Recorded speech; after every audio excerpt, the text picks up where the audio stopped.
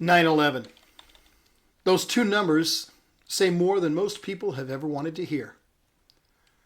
The horror of the deadliest terror attack in world history still haunts our collective memory. But did you know that not everyone who died on 9/11 lost their lives? Now, I know that's a statement that bears explaining. And please rest assured, I'm not going to sit here and speculate about the eternal outcome of anyone. But hang in there with me for a few minutes, and I will tell you about some unsung heroes whose names you may never have heard, but they're names that some people will never forget. Oh, they died, but they didn't lose their lives. Before I explain, let me begin by welcoming you to Mornings with Bishop Robert.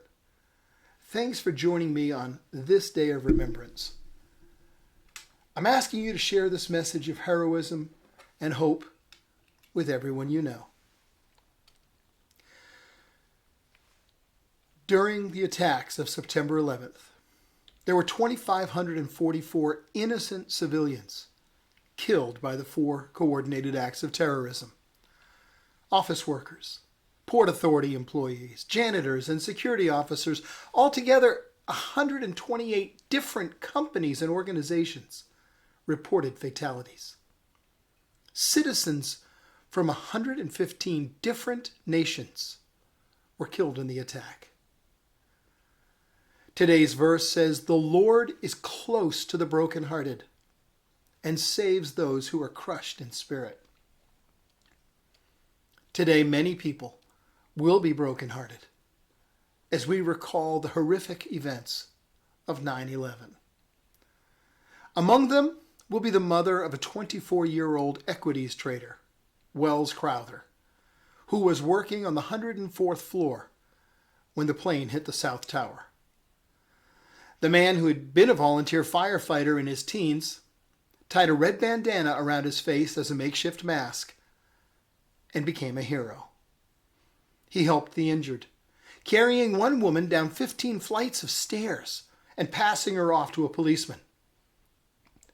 He then returned upstairs and directed survivors in the sky lobby to the stairway in a commanding voice and ordered, "Everyone who can stand, stand now. Go down the stairs, and if you can help others, do so." Untold numbers of strangers are alive today because of the man in the red bandana. Before he began, Crowther called his mother and calmly left a voicemail telling her, "Mom, this is Wells. I want you to know that I'm okay."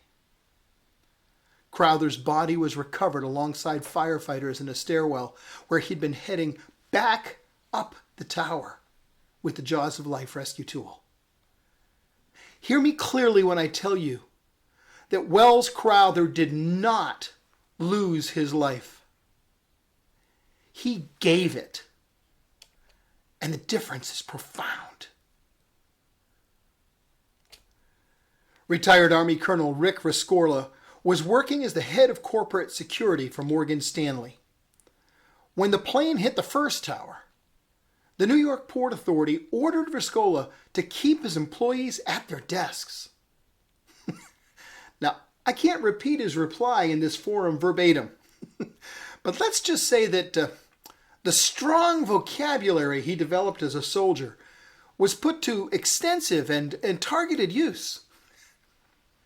He'd been well aware of the World Trade Center's security weaknesses on account of his extensive military skills, and he had insisted that Morgan Stanley employees practice emergency drills for years. And as a result, over 2,700 employees and visitors were outside the building when the second plane hit their tower.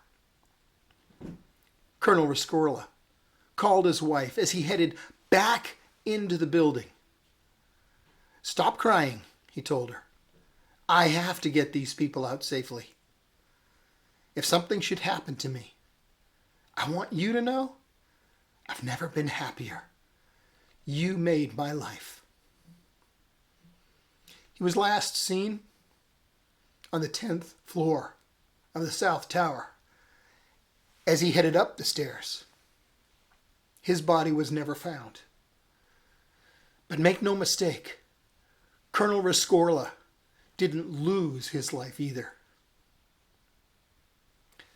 To all the wives, children, and parents of those who gave their lives, remember that the Lord is close to the brokenhearted, and he saves those who are crushed in spirit.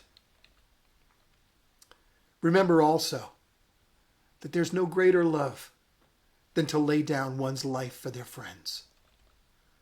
I wish I had time to tell you all about Major Heather Penny and Colonel Mark Sassville, who jumped into their F-16s to intercept the hijacked aircraft that was heading towards Washington. With a Boeing 757 speeding towards the nation's capital, there was no time for pre-flight checklists. In fact, there was no time to arm the aircraft. They scrambled to intercept United 93 on a kamikaze mission, intending to ram their F-16s into the cockpit of the hijacked plane. Though the passengers on United 93 ultimately made their suicide mission unnecessary by forcing the plane into a Pennsylvania field 20 minutes from its intended target, in a very real sense, these pilots gave their lives as well.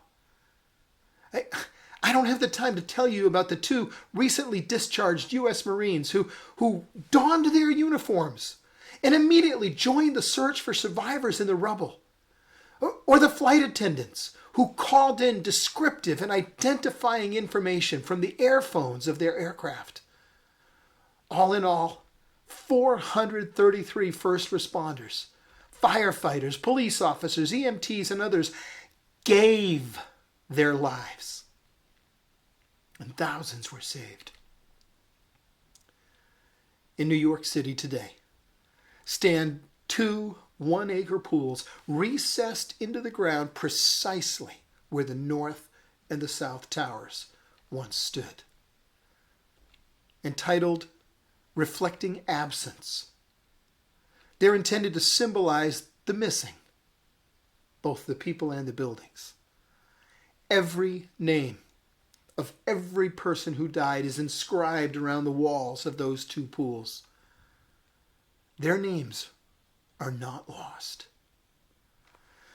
Today, as we remember those who gave their lives, as well as those who lost them, let's remember that the Lord is close to the brokenhearted and saves those who are crushed in spirit.